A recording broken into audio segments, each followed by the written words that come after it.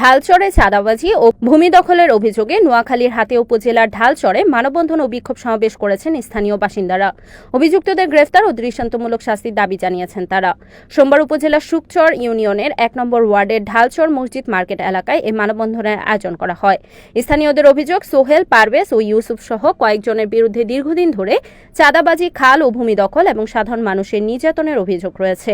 এসব অভিযোগের প্রতিবাদে ব্যবসায়ী ও স্থানীয় বাসিন্দাদের উদ্যোগে মানববন্ধন ও বিক্ষোভ কর্মসূচি অনুষ্ঠিত হয়। বক্তারা বলেন, একটি প্রভাবশালী চক্র দীর্ঘদিন ধরে এলাকায় নানা অপরাধমূলক কর্মকাণ্ড চালিয়ে আসছে, যার ফলে সাধারণ মানুষ চরম ভোগান্তির শিকার হচ্ছেন। তারা দ্রুত অভিযুক্তদের গ্রেফতার, আইন শৃঙ্খলা পরিস্থিতির উন্নয়ন এবং ঢালচরে একটি পুলিশ ফাঁড়ি ও কোস্টগার্ড ক্যাম্প স্থাপনের দাবি জানান। পরে অংশগ্রহণকারীরা বাজার এলাকায় বিক্ষোভ মিছিল বের করে বিভিন্ন স্লোগান দেন। এদিকে এলাকাবাসীর দাবি, অভিযোগগুলো সুষ্ঠু তদন্ত করে দ্রুত কার্যকর ব্যবস্থা গ্রহণের মাধ্যমে ঢালচরের শান্তি ও নিরাপত্তা নিশ্চিত করবে প্রশাসন। আমরা সন্ত্রাস এখন ডাকাত এই শহরে আমরা আর চাই না। এটা হলো আমাদের বন্ধ জায়গা।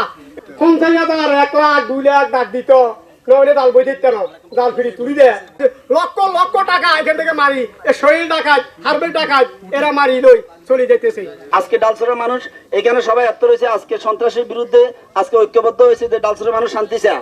টাকা চাঁদা দিতে হয় এবং একটা দাগতি তাদেরকে দাম নিতে টাকা দিতে হয় এবং তারা ভূমিহীনদের জায়গা এবং হুদিনে তারা তরমুজ আলাদম বিক্রি করে ফেলে। তারা যারা আমরা এই জমির মালিক তারা শ্বাস করবে কিন্তু করতে পারে না, কিন্তু তারা খালগুলা বিক্রি করে ফেলা পরে কষ্ট মিষ্ট করে সাহায্য করে ওরা লই যা তো এরা কি খাইব, কি ইয়া করবো? তাদের ছেলে মেয়েগুলো দেখেন কি অত্যাচার উপর আছে এখনো।